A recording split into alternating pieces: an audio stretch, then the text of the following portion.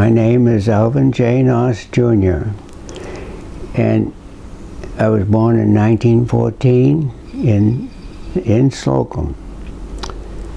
My father was an agent at Slocum, and his name was Alvin J. Noss. And my folks called me Junior and Joe and Joseph. And you've been here 101 years next month? I didn't quite get that. And you will have lived here 101 years next month. Oh yes, I will. June. 101 years next month here in Slocum. Always in Slocum, in the same house. That's right, in the same house.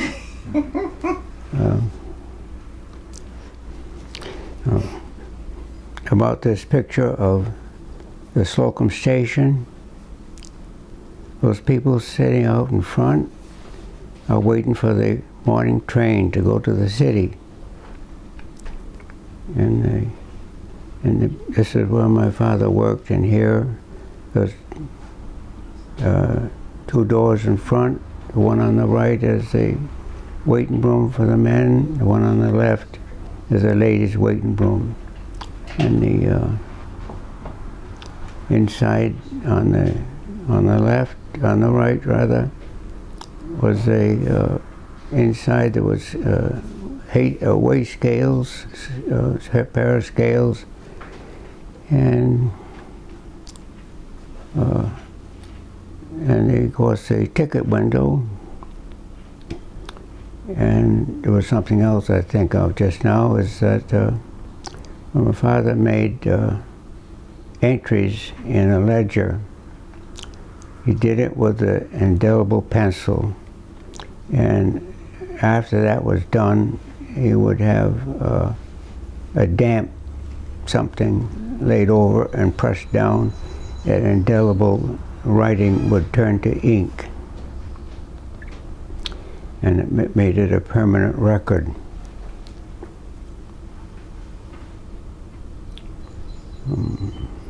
How many cars on the train, Mr. Noss? Well, it'd be, the train would come in, would have two passenger cars. One would be a smoker, and the other would be a regular car with no smoking. And in front of that would be a railway mail car,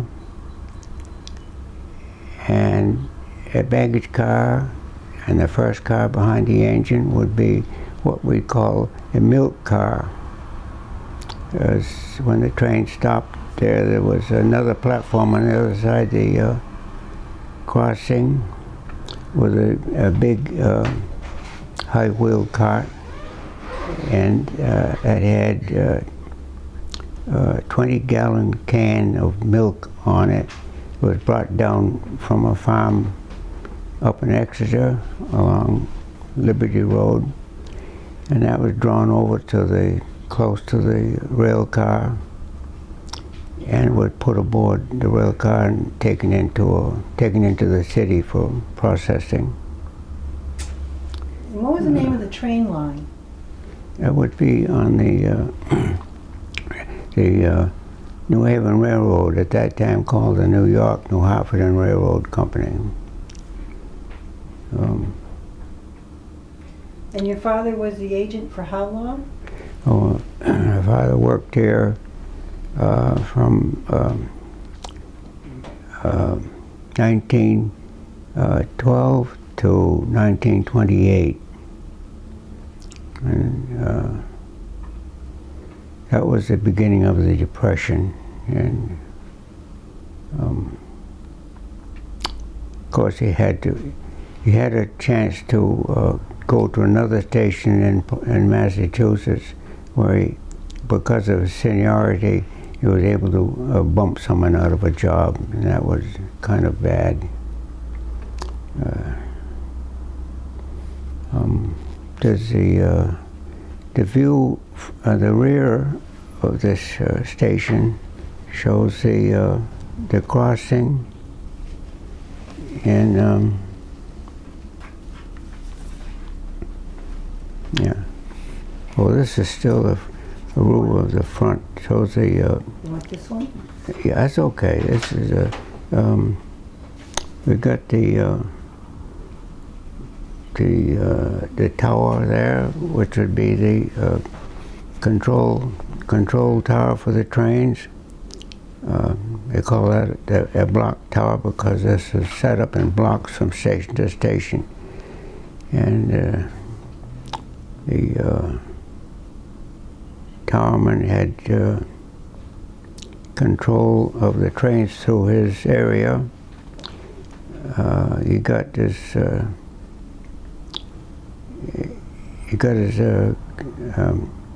directions from the dispatcher in Providence over a telephone that he had, a railway telephone, not like an original common telephone we use in our houses. And he had those, in the tower, he had big control levers.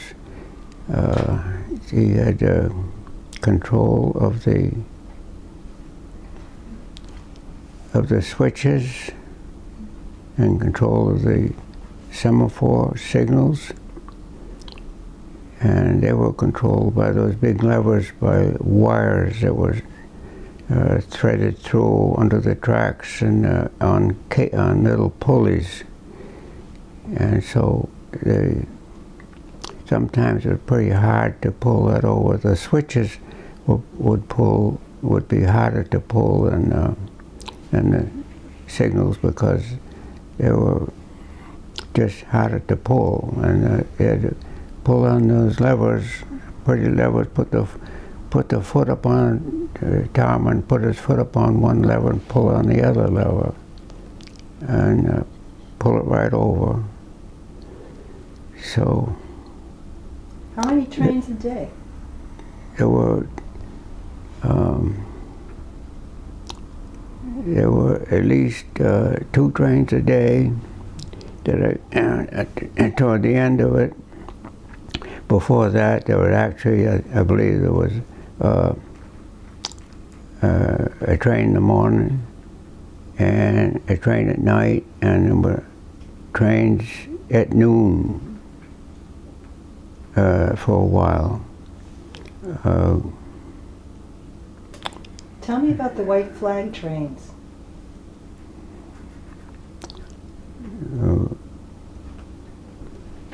The special trains, the white flag trains? Oh, there's some trains came through that were specials. They weren't regular scheduled trains. There were specials and run for a certain purpose or run for passenger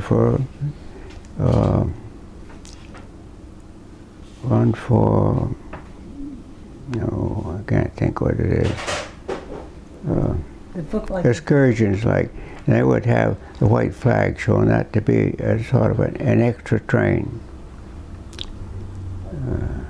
Let's see. And how many people would be down at the station on a given day?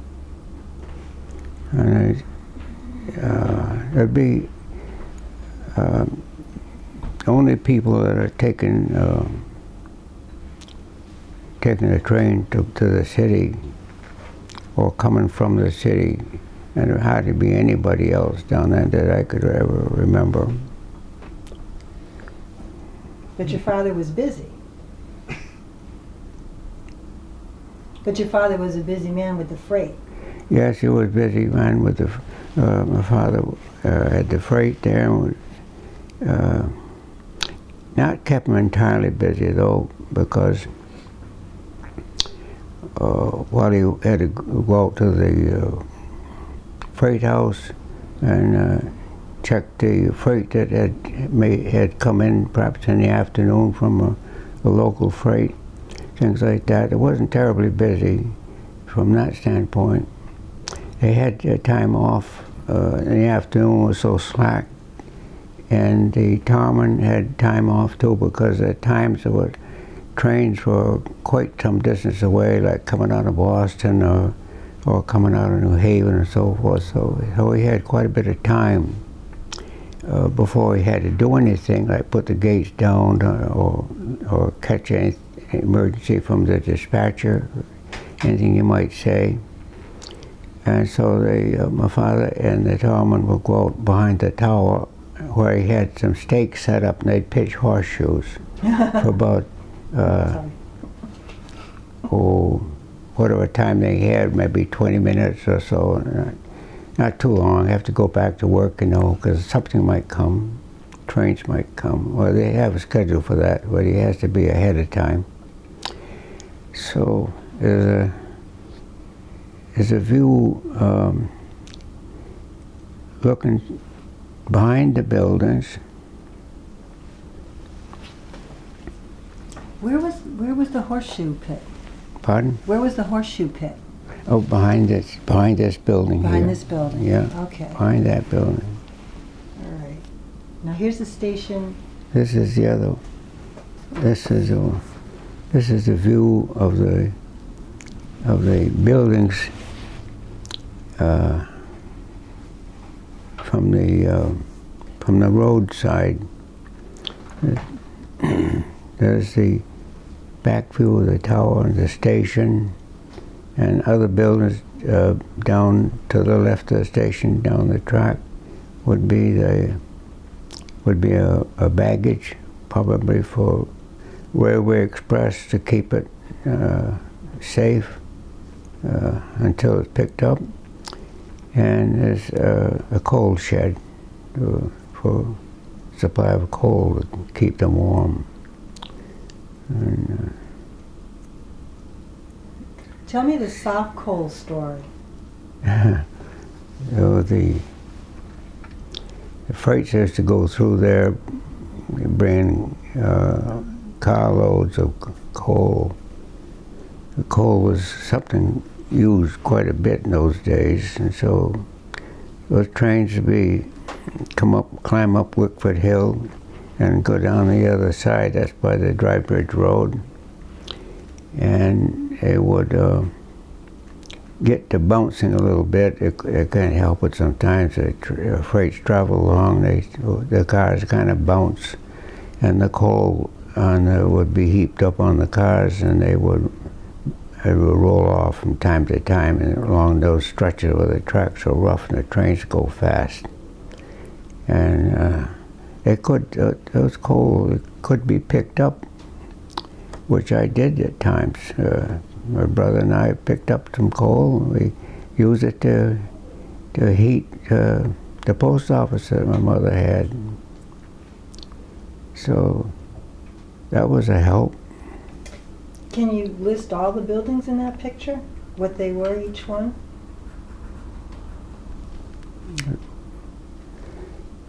What each building was?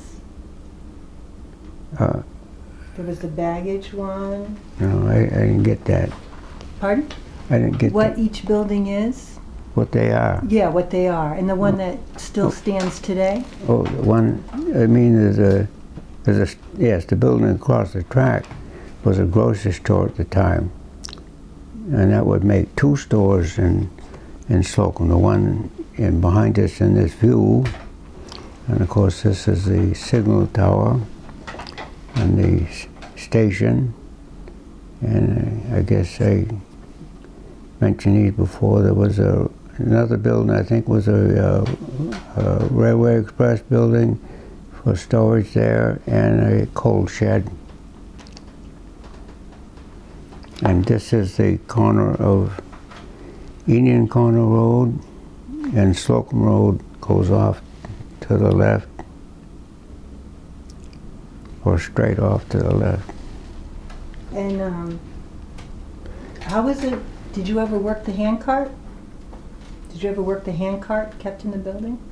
There was a handcart used to bring the mail from the store, from the trains over to the post office, but I didn't see much of that.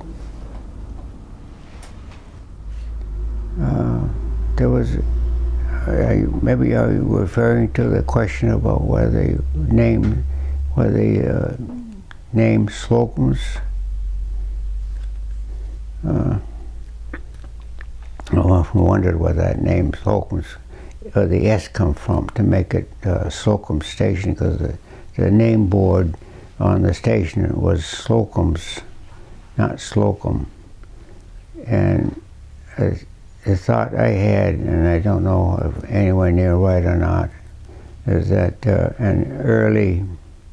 during the early days, there was perhaps a person that lived in Slocum, and he was someplace near the tracks, and he probably met trains way back in the early days. The early time I think of, and I have no idea that it's right or not, it would be like as early as the Providence and Stonington Railroad, as before the New Haven, where this person, let's call him Mr. Slocum, I don't know if that's right or not, and he met the trains, and so his place would be called Slocum's. The conductor would call off the name Slocum's for the station stop, and they still did. For as long as trains stopped there, the conductor would approaching Slocum Station would call out Slocum's. And that building burnt. And that building burnt, and it was thought that was caused by sparks from a railroad engine, from a train going through, the steam trains then, and that could be sparks. I thought it was that burned it down. How old were you when you got your first car? Your father got the first car? I probably was maybe 13, 14. I mean, not up to driving age. So. What did you do before you had a car? We traveled before we had a car. We would go anywhere. Like we traveled by train. We'd go into the city, travel by train. But we didn't go like short distances to the beach or anything like that until we had a car. We really didn't need to, because from that standpoint, because we had grocery stores and other store for dry goods and everything in town, in Slocum. And what did the bread man do when there were snow drifts? And he got the bread. You got bread there every day in Mr. Wilson's grocery store, and during the winter time there'd be some big storms and snow drifts, and it's difficult. The road would be really blocked, and you couldn't get through there. But the bread man, we always to say, the bread man always got through. And they got through because he was able to, because of the wind and the snow blew drifts across the field and bare spots. So he was able to find all the bare spots where he turned onto Indian Corner Road at the beginning part, and find his way across all the fields on there, because there's bare spots and other spots were not quite so bare, would still be able to maneuver them and get through. So we used to say the bread man always got through. More than the mailman? What's that? More than the mailman? You know how they say the mail always gets delivered, but for you it was the bread always that gets mail, delivered? the mail always, the mail always came off the train. We never got the mail anywhere else but off the train. And so, from the Railway Express. And there was at that time too, you could say you lived in say Westerly or Shannock, and you wanted to write a letter to somebody in Slocum.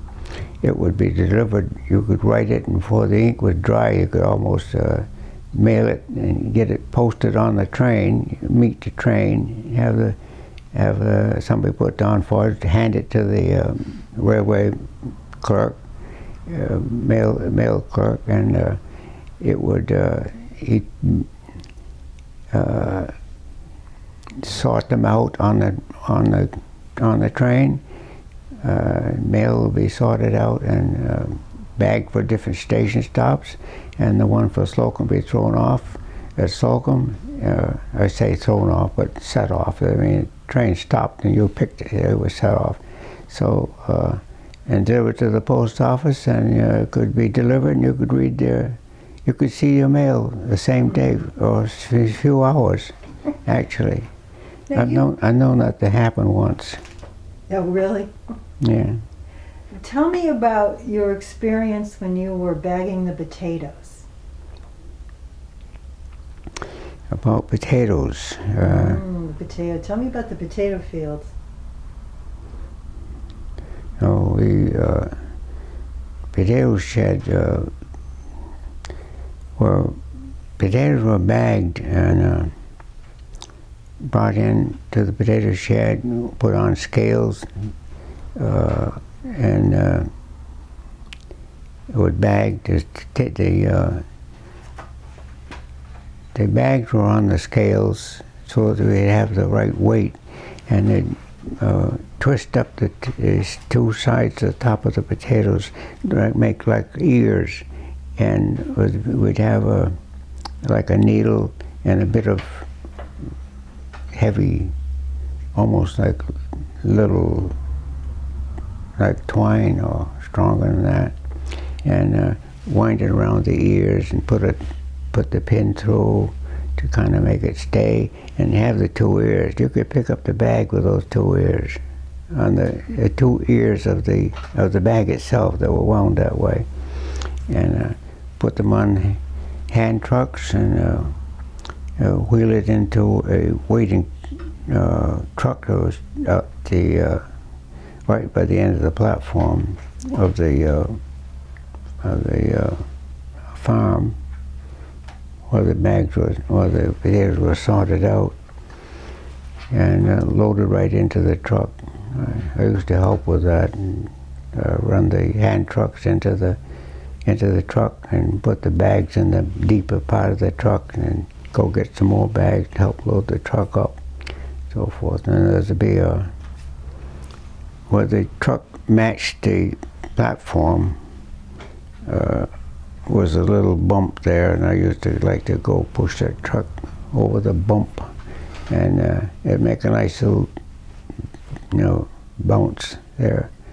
And the boss came over and he told me, he said, "Don't do that till you get them bruised that way."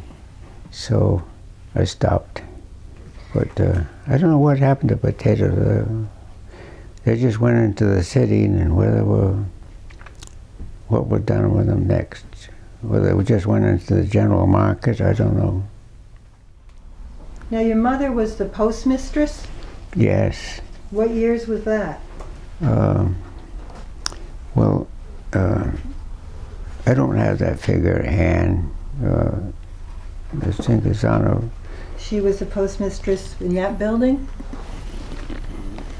Was that the 30s she was a postmistress? I would say in the 30s, yes, in the 30s. In the 30s. But I don't know the dates, because there's a postmaster list that gives the dates on all the things. And she was also postmaster in the general store down the corner. But she moved up here because Mr. Wilson wanted the space that was used for the post office down there for adding a section for dry goods and so forth, and overalls and shoes and stuff. Now, there was somebody who lived in this house, right? And on the other side of the house, there's a section there that was a retired railroad man lived there. So, Mr. Noss, what is it like to go from a one-room schoolhouse to using a computer at nearly 101? It was, I would almost say it was nearly seamless. God cracks me up. Seamless. It just took it. Is that the secret, Mr. Noss? Is that the secret? You just take it? You just take it as seamless. Because there was difficulties along the way, but they were taken care of because I had help. Of course, my first computer was given to me by my daughter's friend, and of course my daughter had had a computer of her own. She had taken classes on computer technology and so forth, so she was able to help me through all the difficulties and get started and so forth. And then from there, as I did things myself, I tend to remember them a little, so I'd get stuck again. And there were times when I did get stuck, and I'd just get on the phone and call my daughter up, and she'd put me square, and I'd get your point there. Do you remember why we started doing this? Talking about history. Why we started doing what we're doing right now?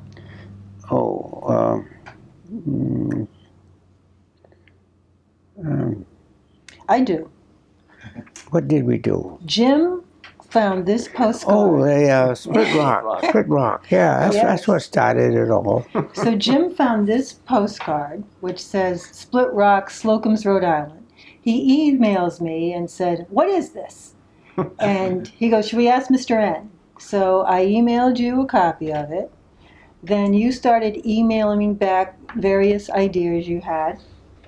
You had it posted in the post office too for Yeah. Oh, yeah. We were trying to find Split Rock. We were asking people. We had to post it. Ernie and I went driving around to Split Rock Trailer Park. Or was it Exeter? Nobody knew. It's nobody knows. Yeah, it is. It's in Exeter, just over the line. But nobody was responding. Ernie and I went driving around to different places. Nobody knows about Split Rock. There are other Split Rocks, but nobody knows this Split Rock. So then, Not easy to find. So then you end up starting working on the project, and you remembered that somebody told you about this in the 30s. It has something to do with the railroad track too. Yeah, someone from the railroad. Well, there was the second. This is after the railroad station was closed. The railroad crossing still had to be kept open and cared for, watched for, and so the person that worked in the tower was no longer a towerman, but he was a crossing watchman, a different person. He put the gates up and down when the trains came, see. So me and another fellow was up there, and on the evening shift, or the second shift, the watchman, he was a friendly person, so we go up and we talk with him, and so he had been one that had traveled, hunted all through that area, through Liberty Road and all through there. He lived down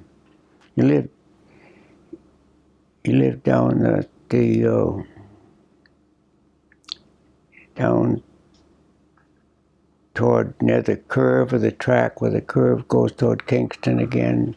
What's that road?